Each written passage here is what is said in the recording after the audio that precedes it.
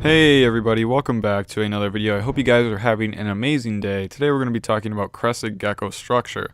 Now the main focus of this video is going to be talking about head size, but before we get into that, I wanted to talk about a couple other things that you should be looking for on your geckos, just so that you know they are a healthy gecko, they have good structure, and they aren't going to be sickly. So one of the things I like to look for is all the same toes or all the right number of toes. Sometimes geckos are going to have more toes, and that'll be called a polydactyl. They're going to have extra toes on 1, 2, sometimes all 4 feet. Unlikely, but they'll likely have it at least on 1 or 2 feet. So make sure you're getting a gecko with the right number of little toes. Also, another thing to look for is that the tail is not like kinked or bent or crooked, or like their spine's not crooked. It can kind of floppy tail syndrome sometimes if they're in a pet store setting or anywhere really that has any flat walls where they can be laying. It's pretty easy to tell because if they're laying on the glass, the tail is going to be like straight up in the air hanging above them. So it's pretty simple to see, but that's one thing you're going to want to be on the lookout for. Also, just that the tail isn't too skinny.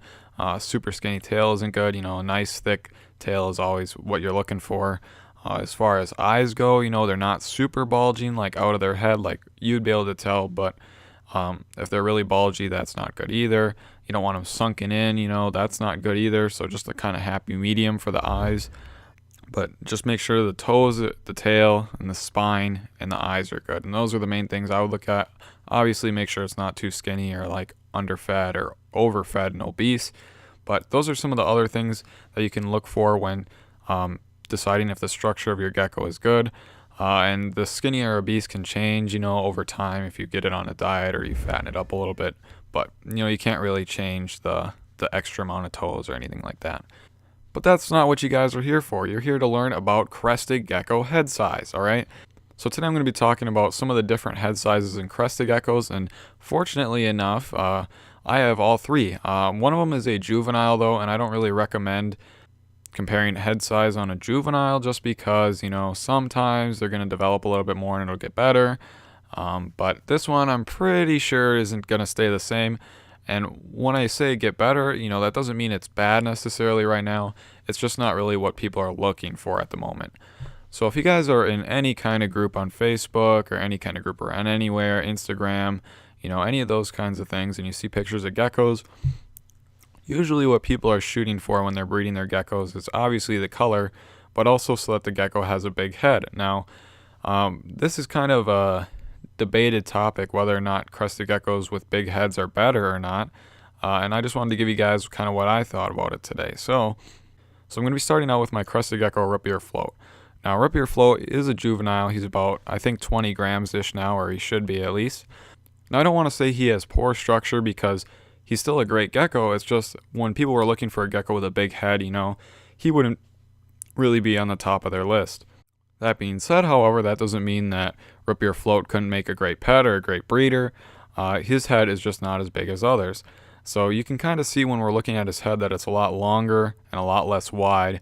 And he's kind of missing like 2 crests right behind. He has 2 crests and then he's missing 2 or 1 or 2, and then it starts again. So, that's not really what people would consider, quote, if you could see my air quotes, good structure, but it doesn't make him any less of a gecko. And, a lot of the pet store geckos are probably going to look like this. Not all of them by any means, but a lot of them are going to look like this. Just know it doesn't mean it's bad. It's just that some people would consider that not good structure because it doesn't have such a big head. Moving on to my next gecko here, this is a gecko I would consider that has just average structure. A lot of my geckos I would consider are average or just what people would consider a nice head size. It's not too long and skinny. It's not too wide where it's considered like crowned. It's just your average crested gecko head. Now, a lot of the geckos you get are going to look like this. Some might be a little bit longer, some might be a little bit shorter than others, but on average, I would say a lot of the geckos I see have pretty average head structure. Now, you can also get geckos that have a lot longer crests than others. So some might have a lot more crests, like a lot more. Some are going to have longer crests. Some are going to have less, but they're going to still have a big head. So there's a lot of things that can go into this. You can have a gecko that has a lot of crests, really long crests, and a big head. Or you can have one that just has a big head, but has shorter little crests. I mean, there's a lot of combinations here of stuff that can happen. And overall, I would say most crested geckos that I see are kind of on the the average side though.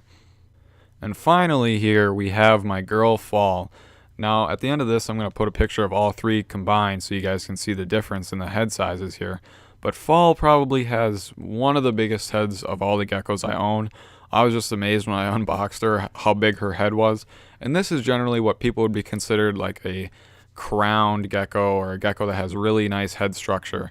They're looking for a gecko that has a short snout and a wide head with a lot of crests. And this is what people are breeding for.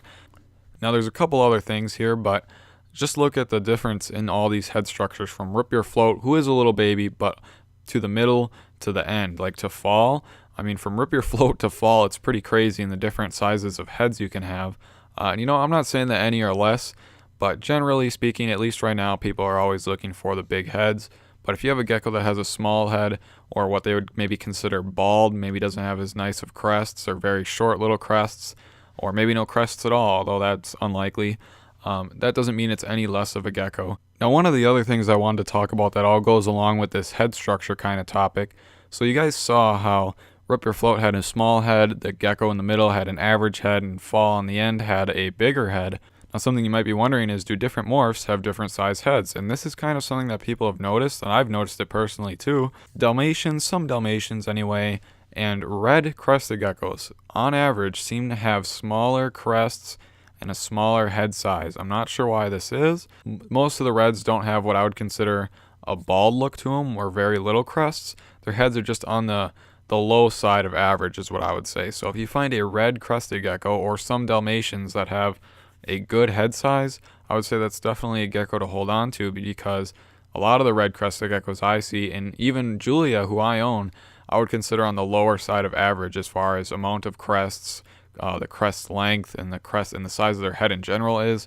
It's just not very big, and it's hard to say why this is. You know, there's a lot of speculation as to why this might be.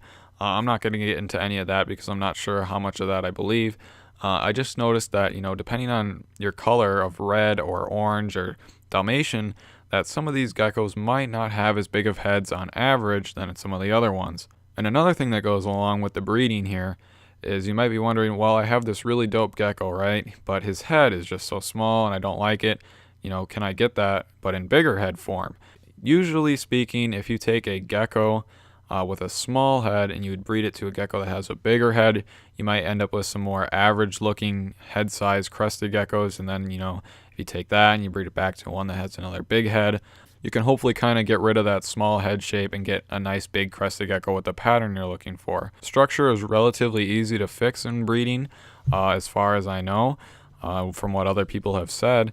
And it'll be interesting to see, because Sunset, my Dalmatian, who I'm kind of talking about in this video, has what I would consider pretty good structure. He's my orange and black Dalmatian. Now Sunshine, on the other hand, has what I would consider a little bit below average. She's not horrible, but she's not super good either. So it'll be interesting to see. You know, Sunset's a little bit better, Sunshine's a little bit worse. Where are the babies going to fall on this scale? So I'm hoping they fall right in the middle on just kind of a nice head size, not like Rip Your Float, but, you know, just kind of in the middle. So it'll be interesting to see how that works out. But I thought this was an interesting video to make just because so many people are looking for big heads right now. But you should also know that having a gecko with a small head does not make it any less of a gecko. It just means it has a small head, and it might not be as desirable to some people. But anyway, hopefully this was somewhat interesting. Anyway, thank you guys so much for watching, and I will catch you guys in the next video.